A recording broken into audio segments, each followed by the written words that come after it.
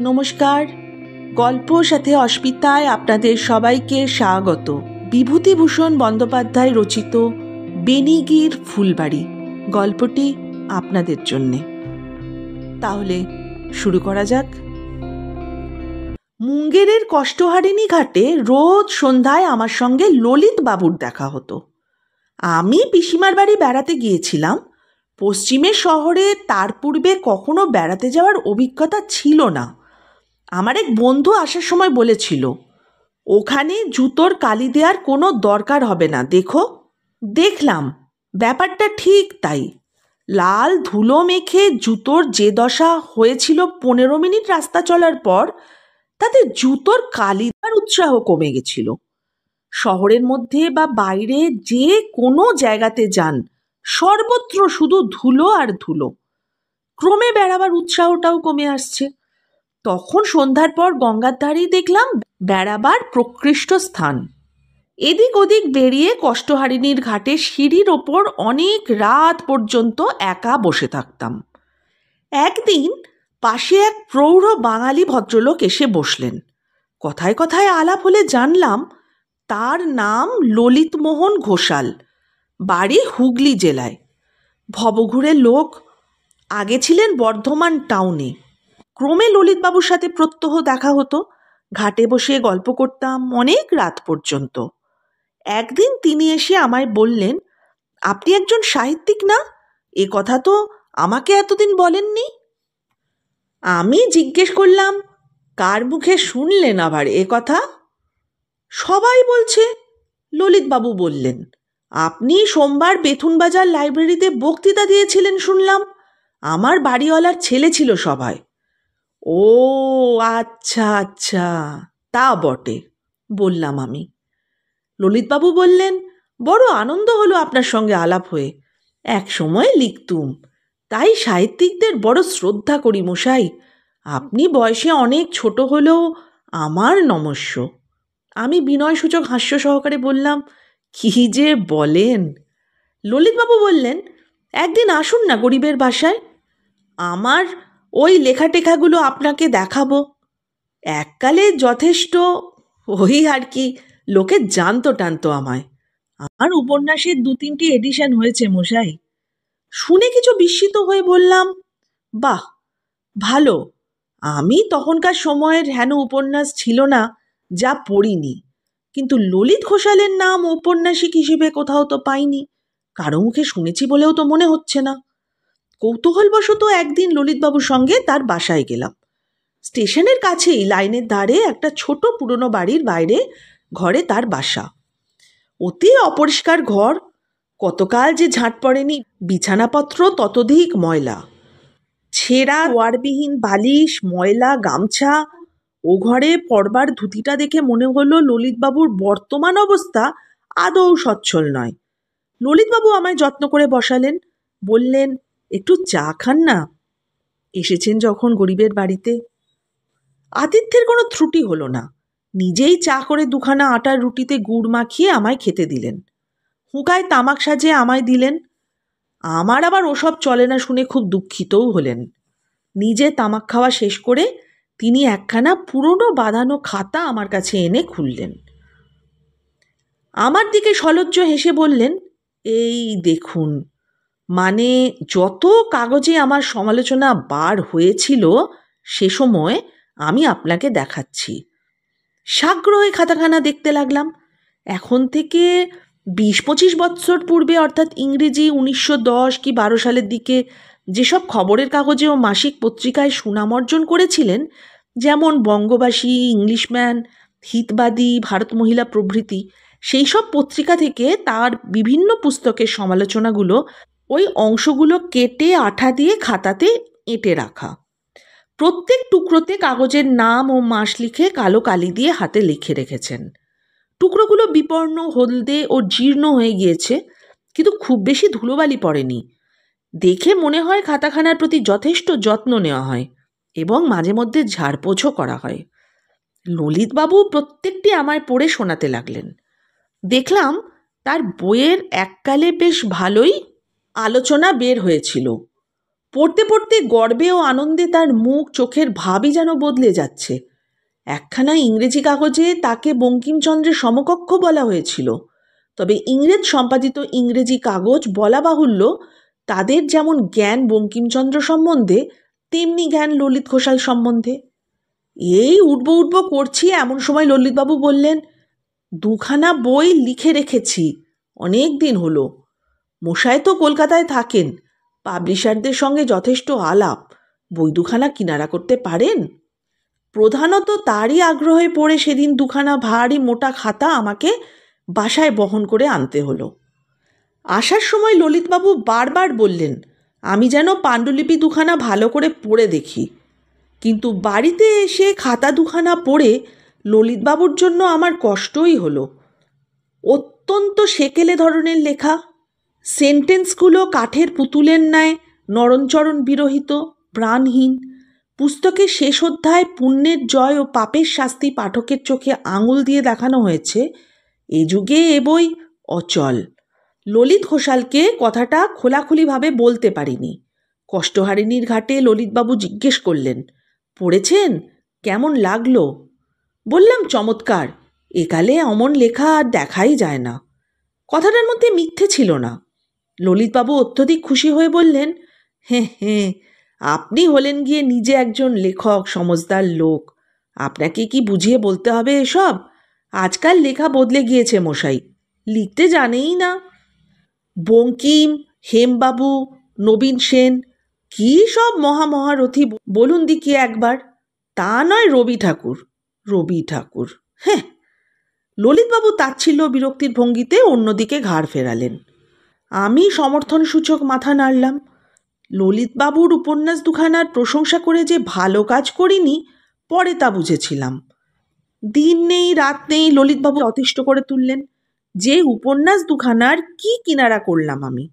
এমন কি সন্ধ্যাবেলায় কষ্টহারিণীর ঘাটে বেড়ানোও প্রায় ছেড়ে দিতে হলো আমার। 5-6 দিন ললিতবাবুর সঙ্গে দেখা হয়নি। একদিন আমার বাসার চাকর বলল, আপনাকে এক অওরাত বাইরে খুঁজছে। অওরাত কে খুঁজবে? বাইর হয়ে দেখি এক সুন্দরী যুবতী সলজ্জ সংকোচের সাথে বাসার উঠোনে পেঁপে গাছের তলায় দাঁড়িয়ে। সবিস্ময়ে বললাম, কে? মেয়েটি চোখ নিচু করে দেহাতি হিন্দিতে বলল, ললিতবাবু আপনাকে একবার ডেকেছেন বাবুজি। ললিতবাবু? বেশ, যাব ও বেলা। মেয়েটি চলে গেল। ভাবলাম, মেয়েটি কে? ললিতবাবু ঝি নাকি? কখনো সেখানে দেখেছি বলে তো মনে হলো না। এদেশের হিন্দুস্থানি মেয়েরা সচরাচর যেমন আঁটোসাঁটো ধরনের হয়, তেমন তো বটে নয়। ফর্সা, ধপধপে রং, মুখশ্রীও বেশ লালিত্যপূর্ণ। সন্ধ্যাবেলায় ললিতবাবুর বাসায় গেলাম। ললিতবাবু উনুনে কড়া চাপিয়ে চায়ের জল গরম করছিলেন। জল নামিয়ে দুধ ও ভেলিগুড় মিশিয়ে চা তৈরি করে আমায় খেতে দিলেন। আমি বললাম, একটি মেয়ে গিয়ে আমায় আপনার এখানে আসতে বললে। কদিন ব্যস্ত ছিলাম, তাই আসতে পারিনি। ললিতবাবু বললেন, ও, মনিয়া গিয়েছিল বুঝি? তাই এসেছেন, ভালোই করেছেন। আমি ভাবছিলাম কেন আর আসেন না। স্বল্পমাত্র ভূমিকার পর ললিতবাবু আবার বইয়ের কথা পারলেন। জানেন ব্যাপারটা, হাতে একটু টাকার যাচ্ছে। ভাবলাম বই দুখানার একটাও যদি কাজে লাগে তো একটু টাকা পেলে বড় উপকার হতো। তাই মনিয়াকে ওবেলা আপনার ঠিকানা দিয়ে। তা করছেন কি কিছু আমার বইটাকে? বড় বিপদে পড়ে গেলাম। ও বইয়ের আমি কী বা করব আর কী বা বলবো। সে কথা ললিতবাবুকে বলতে কিন্তু আমার মন সরল না, কেন কি জানি। বললাম, আজ্ঞে হ্যাঁ, 2-3 জন পাবলিশারকে লিখেছি, এখনো উত্তর পাইনি, পেলেই জানাবো আপনাকে। ললিতবাবু বললেন, আপনাকে কষ্ট করে আসতে হবে না, মনিয়া যখন বাড়ি চিনে গেছে ওই পরশু নাগাদ আপনার কাছে আরেকবার যাবে খন। মনিয়া বুঝি আপনার এখানে কাজ করে? ললিতবাবু যেন ঢোক গিলে বললেন, হ্যাঁ হ্যাঁ হ্যাঁ। আমি সেদিন বিদায় নিয়ে আসলাম। 3য় দিন মুনিয়া আমার বাসায় আবার গেল। এদিন আমার কৌতূহল হওয়াতে মনিয়াকে বললাম, ললিতবাবুর ওখানে কতদিন আছিস?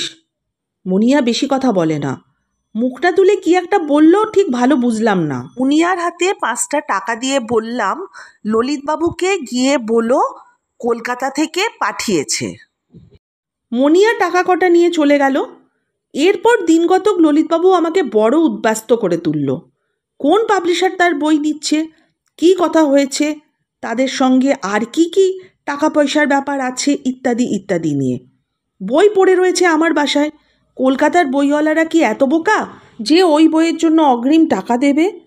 মুখে বললাম, বই নেবে কি নেবে না তার ঠিক নেই, তবে যদি নেয় তার বায়নাস্বরূপ টাকাটা দিয়েছে। ললিতবাবু বুঝলেন না যে আমার কথা সম্পূর্ণ অর্থহীন। বায়না করা ইহাকে বলে না। এ অবস্থায় কেউ বায়নার টাকা দেয়ও না। অভাবের দিনে টাকা আসছে তাই যথেষ্ট। কোথা থেকে আসলো, কেন আসলো, অত বুঝে দেখার অবসর ইচ্ছা তার ছিল না। সেই থেকে মাঝে মাঝে তাকে 2-1 টাকা পাঠাতাম ওই মুনিয়ার হাত দিয়ে। কারণ মুনিয়াকে প্রতি সপ্তাহে বাঁধা নিয়মে আমার বাড়িতে পাঠাতে শুরু করেছিলেন ললিতবাবু। কষ্টই হতো তার এই কথা ভেবে। প্রৌঢ় হলেও ললিতবাবু দেখতে কিন্তু সুপুরুষ। ভালো হোক মন্দ হোক, তিনিও তো একজন লেখক ছিলেন। আজ অবস্থা খারাপ হয়ে পড়েছে, তিনকুলেও এদিকে কেউ নেই, টাকা কোন প্রকাশক পাঠাচ্ছে? তিনি একথা মাঝে মাঝে আমাকে জিজ্ঞেস করতেন। আমি কাল্পনিক পুস্তক প্রকাশকের এক নাম করতাম, তাদের কাল্পনিক চিঠির কথা বলতাম, কোনো রকমে সে কথা চাপা দিয়ে আবার অন্য কথা পারতাম। শীতের শেষে সেবার মুঙ্গের থেকে চলে আসলাম। আসবার আগে ললিতবাবুর খাতা দুখানা তাকে ফেরত দিতে গেলাম। তিনি বললেন, কি হলো মশাই? বড্ড গোলমাল হয়ে গেল যে সব, ওদের সে দোকানখানা উঠে গেল, তাই ওই ভাইতে ভাইতে সব গণ্ডগোল, কেস রুজু হয়েছে। এই অবস্থায় আর ওরা তাই পরশু আমায় খাতা ফেরত পাঠিয়েছে। আবার ঘটনাচক্রে মুঙ্গেরে গেলাম 3 বৎসর পর। গিয়ে সর্বপ্রথম ললিতবাবুর কথাই মনে হলো। কষ্টহারিণীর ঘাটে তাকে দেখতে পেলাম না। 2-1 জনকে জিজ্ঞাসাও করলাম, ললিতবাবু মুঙ্গেরে আছেন না অন্যত্র চলে গেছেন, কিন্তু বিশেষ কেউ কিছু বলতে পারল না। একদিন শহরের বাইরে টমটম ভাড়া করে বেড়াতে গিয়েছি। পথে শহর থেকে অন্তত 6-7 মাইল দূরে একটা বড় বাগানবাড়ি দেখে টমটমওয়ালাকে বললাম, এ কার বাগানবাড়ি হে? টমটমওয়ালা ভালো বাংলা বলে। আমার কথার উত্তরে সে বলল, এটি বেনিগির ফুলবাড়ি আছে। শুনেই বাগানটা দেখার শখ হলো। দেখতে দেয়? हाँ बाबूजी, हुआ एक बंगाली बाबू আছে, দেখনে কাহে নেই দিবে। আমার আগ্রহ আরও বাড়ল বাঙালি বাবুর নাম শুনে। টমটম গেটের সামনে দাঁড় করে বাগানের ভেতর গেলাম। অদ্ভুত বাগান, দেখেই বুঝলাম এককালে খুব বড় ও শৌখিন বাগানবাড়ি ছিল। বর্তমানে সে অবস্থা নাই, কিন্তু বনে জঙ্গলে সমাকীর্ণ এই পরিত্যক্ত বাগানবাড়ির জন্য বন্য সৌন্দর্য আমাকে বড় মুগ্ধ করল। গেট থেকে কাকড় বিছানো পথটা বেঁকে চলেছে। গাছপালার আড়ালে যে ভাঙা পুরাতন বাড়ির চুনবালি খসাশ্রীহীন জীর্ণ রূপ দেখা যাচ্ছে সেদিকে। বাগানের সর্বত্র খুব বড় বড় গাছ আছে, প্রধানত বট, অশ্বত্থ, নিম, মেহগনি, কৃষ্ণচূড়া, ছাতিম ইত্যাদি। গাছগুলোর তলায় ঘন ফার্ন ও কাঁটা জঙ্গল। এখানে ওখানে জংলি গোলাপের ঝোপ, কালো পাথরের হাতির মুখ, মকর মুখের পয়ন্নালি, হাতল ভাঙা লোহার বেঞ্চি, চটা ওঠা ঠেস কাঁথা চাতাল। জঙ্গলের নিচে লতায় পাতায় কাঠবেড়ালির লঘু পদে ত্রস্ত হয়ে যাওয়া আসা, বনটিয়ার ডাক, বড় বড় গাছের পাতার ফাঁক দিয়ে সূর্যালোক এসে পড়ছে। একটা পাথরে গাঁথা শুকনো ফোয়ারার ধারে ঘন চামেলির ঝোপ, চামেলি ফুলের মিষ্টি সুবাস, প্রাচীন বটগাছে ডাহুক পাখির ডাক, আর পায়ের নিচে আজ শুকনো লম্বা লম্বা উলু ঘাসের মধ্যে বহুরূপীর গতিবিধির খড়র মড়র শব্দ। সবটা মিলিয়ে একটা নিবিড় শান্তি ও নীরবতা। কোনো বড়লোকের বাগান ছিল হয়তো এক সময়। বোধহয় অবস্থা খারাপ হবার জন্য আর বাগান দেখাশোনা করার শখ নেই। ফোয়ারার কাছে দাঁড়িয়ে এসব দেখতে দেখতে ঐশ্বর্যের নশ্বরতা নিয়ে বেশ একটা গম্ভীর ধরনের প্রবন্ধ, যাতে মানুষের ও সমাজের সত্যকার উপকার হয় হালকা গল্প বা উপন্যাস লিখে লাভ কি? রচনা করব ভাবছি, এমন সময় হঠাৎ চমকে উঠলাম। আমার সামনে কাঁকড়ের পথ দিয়ে আসছেন কষ্টহারিণী ঘাটের সেই লেখক ললিত ঘোষাল না? আমি বললাম, ললিতবাবু যে, এখানে কীরকম, চিনতে পারেন? ললিতবাবু চিনতে পারলেন, আমায় দেখে খুব খুশি হলেন, আমায় জোর করে বাড়ির দিকে নিয়ে গেলেন। আজ এখানে থাকতে হবে, কোনো অসুবিধে নেই, কতকাল পর দেখা আপনার সঙ্গে, অনেক কথা আছে ইত্যাদি। বাড়িটা খুবই পুরনো, সামনের খুব বড় রোয়াক বা চাতাল করা। সেখানে আমরা পাথরের বেঞ্চিতে গিয়ে বসলাম। ললিতবাবুকে বললাম, তারপর আপনাকে কত খুঁজেছি, মুঙ্গের শহরে আজ দিন 15 হলো এসেছি আমি। এখানে এসে কি করে পড়লেন আপনি, কিনেছেন নাকি? এখানে আর কে কে থাকে? ললিতবাবু হেসে বললেন, আরে ব্যস্ত হবেন না, সবই দেখতে পাবেন। আপাতত একটু চা খান, দাঁড়ান বলে আসি। ললিতবাবু কাকে চায়ের জন্য যেন বলতে গেলেন। আমি প্রায় আধ ঘন্টা পর যে বৃড়াবনতা সুন্দরী হিন্দুস্থানি মেয়েটি চা ও পাঁপড় ভাজা নিয়ে এসে আমাদের সামনে রাখল, তাকে আমি চিনতে পারলাম। ললিতবাবুই আমায় বললেন, চিনেছেন একে? হ্যাঁ, ও তো সেই মুনিয়া। ও তাহলে এখনো আপনার কাছেই কাজ করে? কথাটা শুনে ললিতবাবু হেসে ফেললেন। মুনিয়ার মুখেও সলজ্জ হাসির রেখা ফুটল। সে অন্যদিকে মুখ ফেরালো। ব্যাপার কি, ভাবতেই পেলাম না। আমার কথার মধ্যে হাসার কি আছে তা আমি ভেবেই পেলাম না। ললিতবাবু বললেন, মুনিয়া যাও, আর একটু চা দাও আমাদের। মুনিয়া চলে গেলে ললিতবাবু আমার দিকে ফিরে বললেন, কে কার কাজ করে মশাই, মুনিয়াকে আপনি ভালো করে কোনোদিন জানেনই না। এই ফুলবাড়ি ওর নিজের, আমি ওর আশ্রয়ে আছি, এটা ওর বাপের বাড়ি। মুনিয়াকে ললিতবাবুর ঝি বলেই জানতাম, কখনো আমার মনে আসেনি যে ছদ্মবেশিনী রাজকুমারী। সুতরাং কথাটা শুনে তো দস্তুর মতো আশ্চর্য হয়ে গেলাম। বললাম, মুঙ্গেরে যখন থাকতেন আপনি, তখন মুনিয়া তো আপনার বাসায় কাজ করত। ললিতবাবু হেসে ফেললেন, কখনো আমার বাসায় কাজ করতে ওকে দেখেছিলেন কি আপনি? আন্দাজ করেছিলেন আপনাকে ডেকে আনতো বলে। আসল কথা আপনি জানতেনই না। আসল কথাটা কি, তাড়াতাড়ি বলুন, রহস্যটা কোথায়? আমি বললাম, মুনিয়ার বাবার সঙ্গে ওর মায়ের বিয়েই হয়নি। ওর বাবা মস্ত ধনী জমিদার ছিলেন, ওর মা মজফ্ফরপুর জেলার এক ব্রাহ্মণ গৃহস্থের মেয়ে। এই বাগান বাড়িতে এনে ওর বাবা ওর মাকে কাছে রাখে। মুনিয়া ওদের একমাত্র সন্তান, এখন দুজনেই পরলোকগত। মুনিয়া তাই এই বাগান বাড়ির মালিক। বুঝলেন কিছু? খুব সোজা কথা। খুব সোজা কথা নয়। মুনিয়ার সঙ্গে আপনার কি তাহলে কিভাবে আলাপ? আপনিই বা এখানে এলেন কেন? মুনিয়ার অভিভাবকই বা তাহলে কে ছিল? এসব কথা খুব সোজা আর কোথায়? ললিতবাবু বললেন, সে আরও সোজা কথা। আমি মুনিয়ার বাবার প্রাইভেট সেক্রেটারি ছিলাম। তার মৃত্যুর পর আমিই এখন মুনিয়ার অভিভাবক।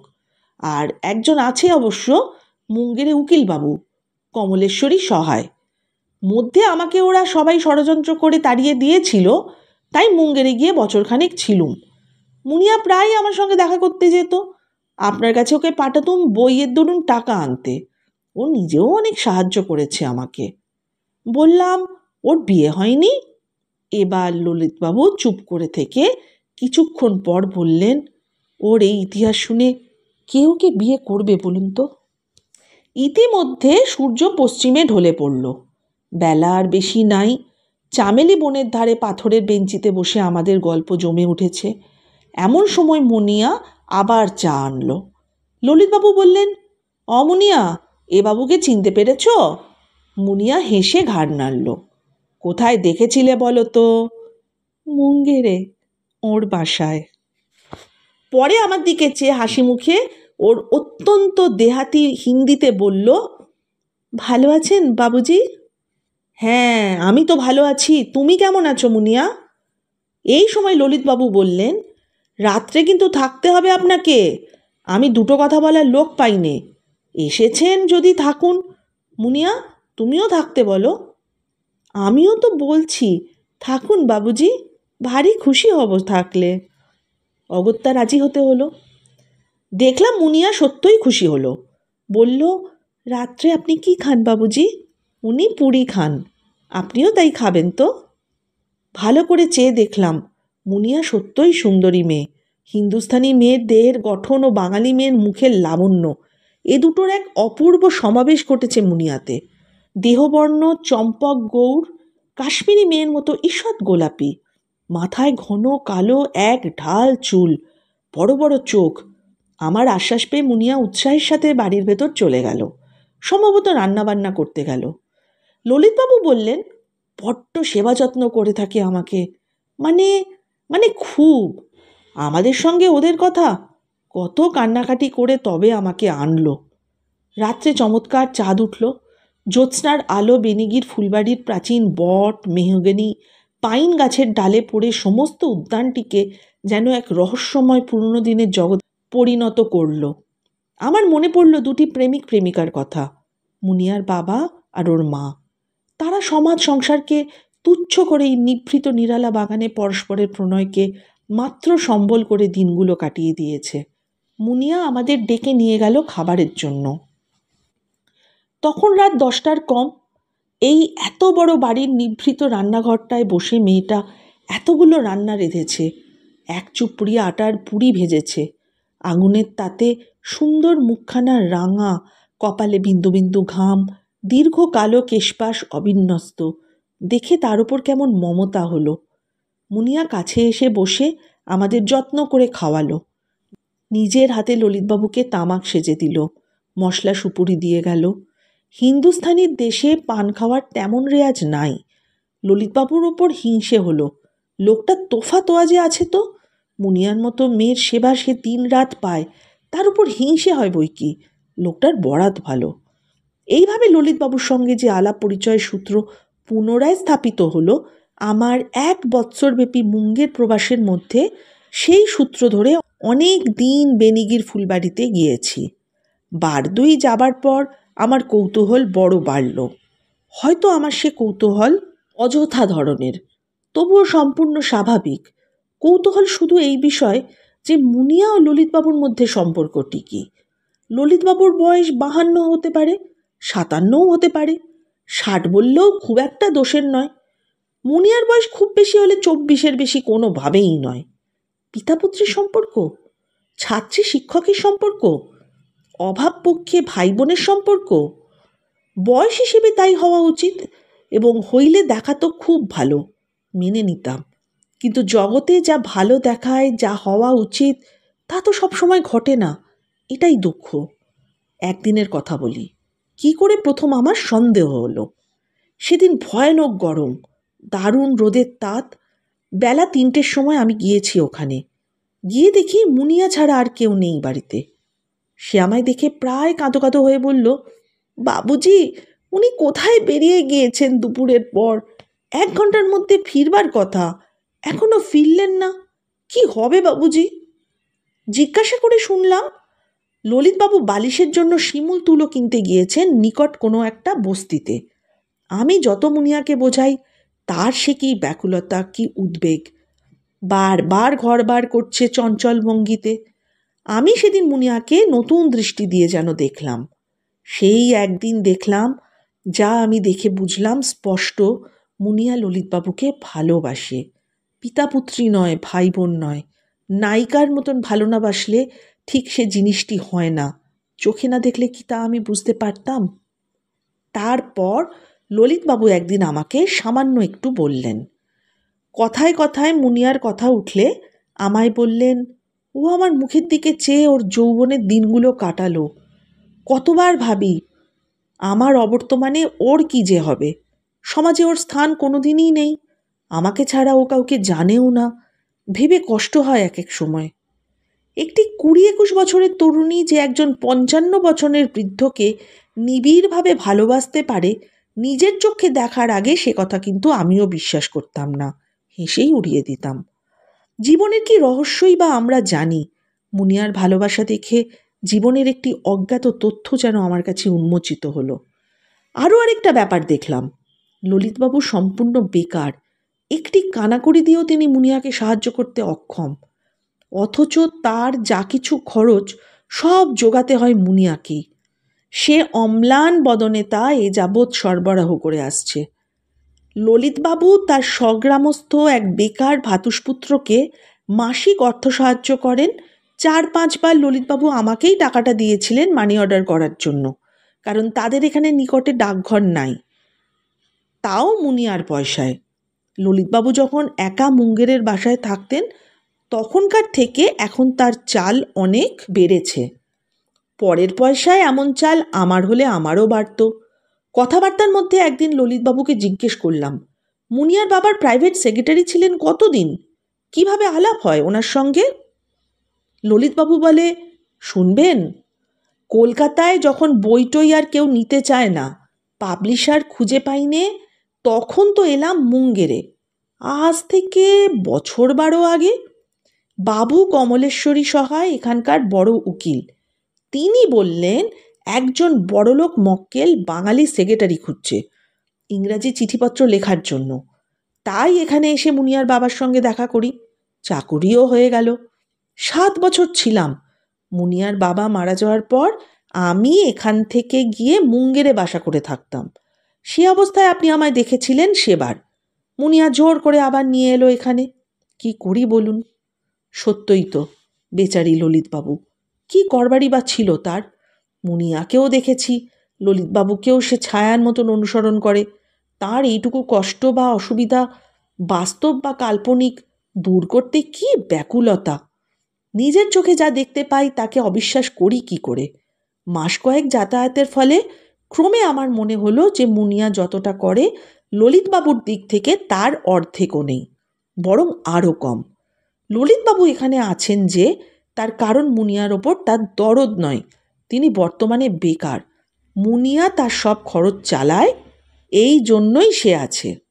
ললিতবাবু মুনিয়াকে কিন্তু তার তার ঝি বা পরিচারিকার মতনই কিন্তু ভাবেন, হুকুমের ওপর হুকুম করেন এবং সর্বদা তাকে হুকুমের ওপরেই যেন রেখেছেন।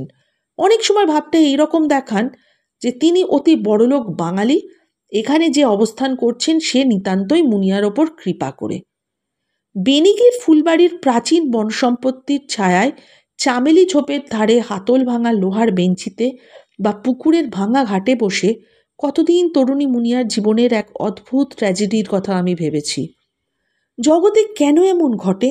অমন সুন্দরী মেয়ে, কত তরুণ প্রেমিক যার এককণা অনুগ্রহ পাবার জন্য অসাধ্য সাধন করতে রাজি, তার অদৃষ্টে কি দুর্ভাগ্য! একদিন এই অবস্থায় একা বসে আছি, মুনিয়াকে দূর থেকে দেখতে পেলাম আর ডাকলাম। এ সময়টা সে খানিকক্ষণ আপন মনে বাগানে বেড়ায়, তা আমি জানি। মুনিয়া কাছে এসে বলল, এখানে বসে কেন বাবুজি? বেশ, ভালোই বসে আছি। ললিতবাবু উঠেছেন? এখনো ওঠেননি, উনি ঠিক 4 বাজলে ওঠেন, তারপর চা করব। ললিতবাবুর বৈকালিক নিদ্রা ঘড়ির কাঁটার মতন বাঁধা পথ ধরেই চলে। নিয়মের এতটুকু ব্যতিক্রম বড় একটা ঘটতে দেখলাম না। বেলা পড়ে আসছে। মুনিয়ার পরনে একখানা হালকা চাঁপা রঙের শাড়ি, গায়ে হিন্দুস্থানি মেয়েদের মতো কুর্তা, সুগঠিত গৌড়বর্ণ বাহু দুটিতে বাজু, কানে বড় বড় কানবালা, কপালে কালো টিপ, রূপকথার রাজকুমারীর মতন সম্পূর্ণ সেকেলে ধরনের বেশভূষা ওর। হাল ফ্যাশনের বড় একটা ধার ধারে না। দেহাতি মেয়ে, সম্ভবত জানেও না। বললাম, বসো মুনিয়া। না বাবুজি, দাঁড়িয়ে আছি বেশ, সারাদিন তো বসেই থাকি। তুমি আপন মনে বেড়াও এ সময়টা কেন? হ্যাঁ বাবুজি, উনি ঘুমন তো, আমার কাজকর্ম থাকে না, একটু বেরিয়ে নিই সে সময়। তুমি ঘুমোও না বুঝি? না, দুপুরে আমার ঘুম ভালো লাগে না, অভ্যাস নাই বাবুজি। আচ্ছা, এ বাগানে কতদিন আছো? সেই ছোটবেলা থেকেই। এই তো আমাদের বাড়িঘর বাবুজি। বাবা মা ছিলেন যখন, তখন খুব ভালো ছিল। বাবার তো বাগানের খুব শখ ছিল, নিজের হাতে গাছ পুঁতেছিলেন কত। একটা বট গাছ আছে বাবার হাতে পোতা, তার পাতাগুলো জুড়ে ঠোঙার মতো হয়ে যায়। নাকি কৃষ্ণজির দুধ খেতেন বলে বৃন্দাবনের যমুনার ধারে অমনি হতো। বংশীবট বলে এদেশে। আসুন বাবুজি, দেখবেন। আমাকে সে পুকুরের ওপারে বাগানের দক্ষিণ কোণে নিয়ে গেল। বনের মধ্যে একটা ছোট্ট বটগাছ, তার কচি পাতা পরস্পরে জোড়া লেগে ঠিক যেন ঠোঙার মতো। মুনিয়া আঙুল দিয়ে দেখিয়ে বলল, দেখলেন কি তাজ্জব বাবুজি, তাই না? বিস্মিত হবার মতো মুখ করে বললাম, সত্যি তো, তাজ্জবই বটে। মুনিয়া হাত নেড়ে উৎসাহের সাথে বলল, দেখুন, কতকাল আগে কৃষ্ণজি দুধ খেতেন বলে এখনো পাতাগুলো ওর জোড়া লেগে যায়। এতেও লোকের অবিশ্বাস ঘুচছে না বাবুজি। কেন লোকে এত অবিশ্বাস করে বলেন বাবুজি? বিজ্ঞের মতন ঘাড় নেড়ে বললাম, ঠিক বলেছ মুনিয়া, খুব ঠিক। ওর সরল বিশ্বাসে হস্তক্ষেপ করার আমি কে? জিজ্ঞাসা করলাম, তোমার বাবা কতদিন মারা গিয়েছে? 6 বছর বাবুজি, মুনিয়া বলল। উনি মারা যাওয়ার পর কোথায় ছিলে? কোথাও না বাবুজি, এখানেই। আমার দাইমা আর চাচেরা ভাই সঙ্গে থাকতো। তা ওরা এখন কোথায়? উনি আসাতে চলে গিয়েছে। কি করি বাবু, মুঙ্গেরে বড় কষ্ট পেতেন যে উনি। বাবা এমন কিছু রেখে যাননি যে সেখানকার সব খরচ দিই, তবে এখানে থাকলে চলে যায়, ওই একরকম। ওর কষ্ট চোখে দেখতে পারলাম না, তাই নিয়ে এলাম বাবুজি। তোমার ভাই তাদের চটল বুঝি? উহ, ভারী রাগ তাতে। বলে, বাঙালি বাবুকে কেন নিয়ে এলি তুই? আমিও বলেছি, ওর আশা পছন্দ না কর তো তুই চলে যা আমার বাড়ি, আমি যা ভালো বুঝবো তাই করব। তাই চলে গেল। এখন উনি ছাড়া আমার আর কে আছে বাবুজি? মনিয়ার চোখ দুটো ছলছল করে উঠল। মেয়েটি সত্যবাদিনী, তার স্পষ্ট সত্য কথা বলার সাহস দেখে আমার বড়ই ভালো লাগলো। অন্য কথা পারবার জন্যে বললাম, গান গাইতে পারো মুনিয়া? মুনিয়া সলজ্জ কণ্ঠে বলল, বেশি কিছু না বাবুজি, বহুত একটু। গাইবে? গাও না। মুনিয়া কি বুঝলো জানি না, বিস্ময়ের দৃষ্টিতে আমার দিকে চেয়ে প্রতিবাদে সুরে বলল, বাবুজি। আমি মুনিয়ার সাথে প্রেম করতে চাই না। মুনিয়া আমাকে ভুল বুঝলো, সেভাবে কথাটা বলিনি আমি। বললাম, এখন না হয় সন্ধ্যের সময় করো, ললিতবাবু যদি বলেন তাহলে গেও। অতিথির প্রতি ওর কর্তব্যবোধ ও ভদ্রতা বড় ঘরের ঘরানার উপযুক্তই বটে। কি সুন্দরী দেখাচ্ছে মুনিয়াকে। ওকে দেখলে আমার মনে হয় ও সেকালের মেয়ে, সেকালের বেশভূষায় প্রাচীন উদ্যানের বনস্পতির পটভূমিতেই ওকে মানায়, অন্যত্র নিতান্ত খাপছাড়া। বেলা পড়ে আসছে, প্রাচীন বটালের ডাহুক পাখি ডাকছে। ললিতবাবুর ঘুম ভাঙার সময় হলো। বললাম, চলো মুনিয়া, 4টে বাজে। সন্ধ্যার পর ললিতবাবুকে বলে মুনিয়াকে গান গাওয়ালাম। ওর এমনি সুরেলা গলা, তবে বিহারি দেশওয়ালি গ্রাম্য সুরের গানই বেশি জানে। বেনিগির ফুলবাড়িতে বড় বড় গাছপালা, মেহগনি, কৃষ্ণচূড়া, চামেলির বন আমার চোখের সামনে মুছে গেল গান শুনতে শুনতে। আমি যেন অতীত যুগের ভারতে ফিরে গিয়েছি। বাণভট্ট কি শূদ্রক বা ওই ধরনের কোনো কবির নায়িকা জীবন্ত হয়ে যেন আমার সামনে বসে সুন্দর হাতটা নেড়ে বীণা বাজিয়ে অর্ধমাগধী ভাষায় সঙ্গীত গাইছে। সেদিন জ্যোৎস্নারাত্রের আলোক ছায়ার মধ্যে মুনিয়াকে দেখে আমার মনে হলো, কবি বাণভট্ট সে যুগে ঠিক অমনি একটি সুন্দরী মেয়েকে দেখে তার কাব্যের মহাস্যে তার কল্পনা করে থাকবেন। সমগ্র বৃদ্ধ পৃথিবীকে নব যৌবনের সাজে সাজাবার মায়ামন্ত্র যে এদের সুন্দর মুখে স্মিত হাস্য, ইহাদের দেহ পদ্ম পলাশ লোচনের অশ্রু জল। হয়তো তখন আমার বয়স কম ছিল বলেই মুনিয়াকে আমার অত ভালো লেগেছিল। এখনও বিহার বা পশ্চিমের কথা মনে হলে আমার মনের চোখে ভেসে ওঠে বেনিগির ফুলবাড়ি, তার প্রাচীন গাছপালা, চামেলি বন ও রূপসী মুনিয়া।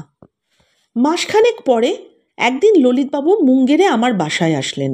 তাকে দেখে খুশি হয়ে বললাম, আরে আসুন আসুন ললিতবাবু, কখন এলেন? ললিতবাবু কপালের ঘাম মুছে বললেন, এই এলাম মশাই, দেশে যাচ্ছি। একটু বিস্মিত হয়ে বললাম, দেশে? হ্যাঁ দেশে, ওখান থেকে চলে এলাম। আমি বললাম, চলে এলেন? তার মানে মুনিয়া কেমন আছে? ললিতবাবু ঝাঁঝের সাথে বললেন, ভালোই আছে, আমার পোষালো না চলে যাচ্ছি। আমি অবাক হয়ে বললাম, ব্যাপার কি, হলো কি? ললিতবাবু বললেন, হবে আর কি, আমি কারো হাত তোলা হয়ে থাকতে পারবো না। হয়েছে কি, আমার বাড়িতে একটা 11.5 টাকার রেভিনিউ মানি অর্ডার পাঠাতে হবে, আজ কদিন ধরে চাচ্ছি টাকাটা, কবার চাইব? আমার মান বলে কি একটা জিনিস নেই? আজ দেব, কাল দেব, এই এবেলা দিচ্ছি ওবেলা দিচ্ছি করে নিয়ে এসেছে 5টি টাকা। ছুঁড়ে ফেলে দিলাম। আরে, আমার বইয়ের এককালে 3-3টে এডিশন হয়েছে, আমার টাকা চেনাতে হবে না। ওর মা মাগি ছিল ভ্রষ্টা, ওদের কি ভদ্রস্থতা আছে মশাই? ভদ্রলোকের খাতির কি বোঝে ছাতুখোর মেরুয়াবাদীর দল? ললিতবাবুর মুখে এ কথা কিছু দূর পর্যন্ত আমি প্রণয়ীর অভিমান বলে ধরে নিতে পারতাম, কিন্তু তার উক্তি সবটা এভাবে আমি গ্রহণ করতে পারলাম না। তার চরিত্র ও মেজাজের ওপর আমার অশ্রদ্ধা হয়ে গেল।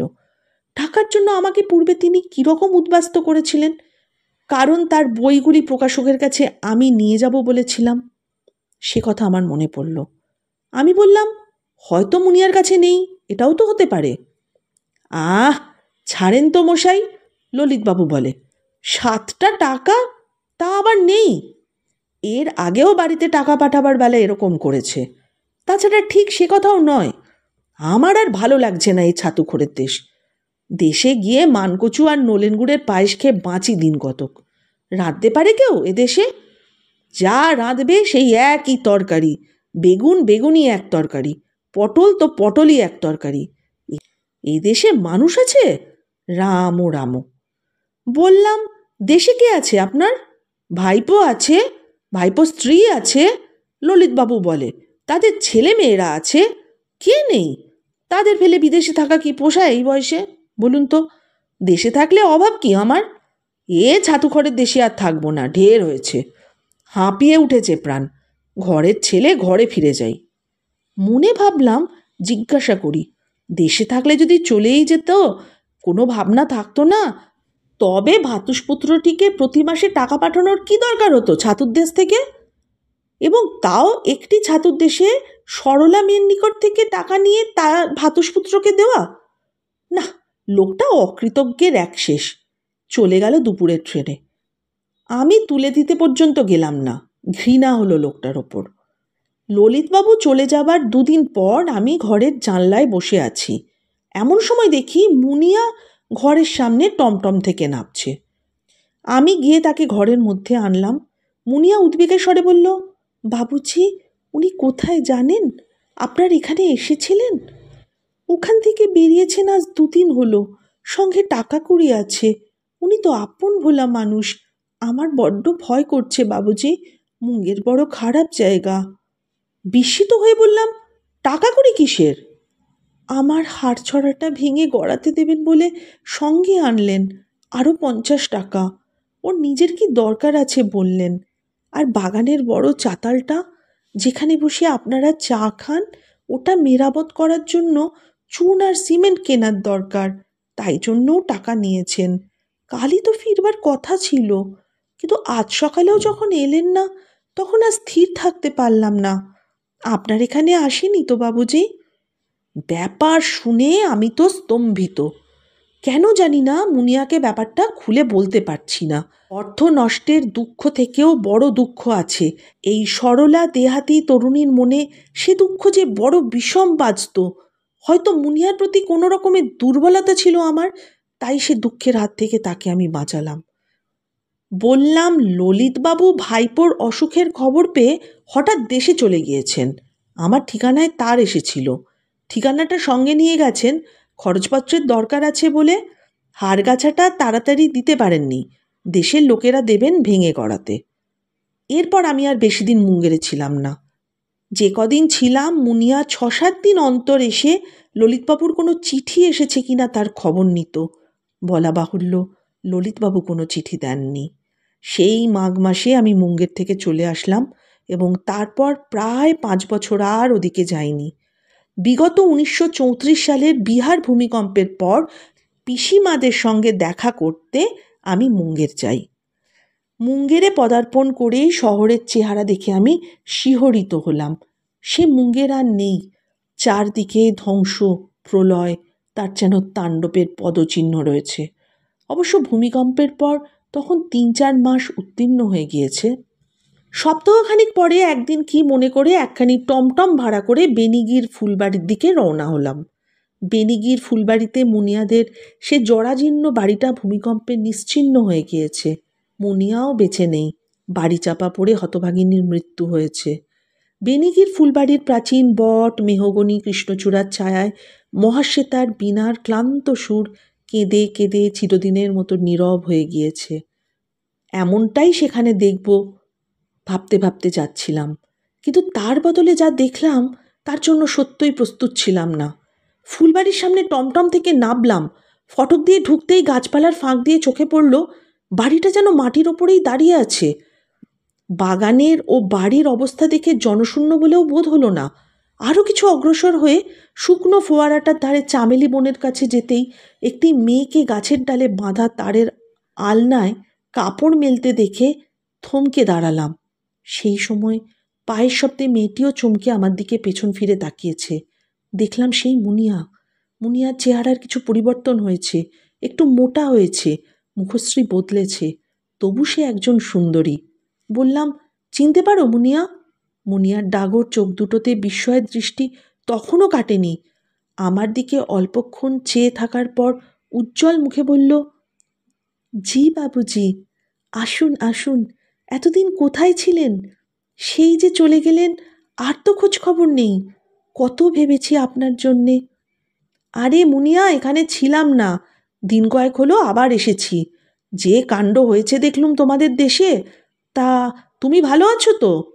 মুনিয়া সুন্দর ভঙ্গিতে ঘাড় নেড়ে বলল, আপনার আশীর্বাদে বাবুজি প্রাণে বেঁচে গিয়েছি। এ বাড়িটার বিশেষ কিছু হয়নি। আসুন না, চলুন বাড়িতে। বললাম, বাড়িতে তুমি এখন, মানে আর কে আছে? মুনিয়া বলল, আমার দাইমা আর চাচেরা ভাই আছে। পরে সলজ্জ হেসে বলল, আর উনি আছেন। পরম বিস্ময়ে বলে উঠলাম, কে? ললিতবাবু?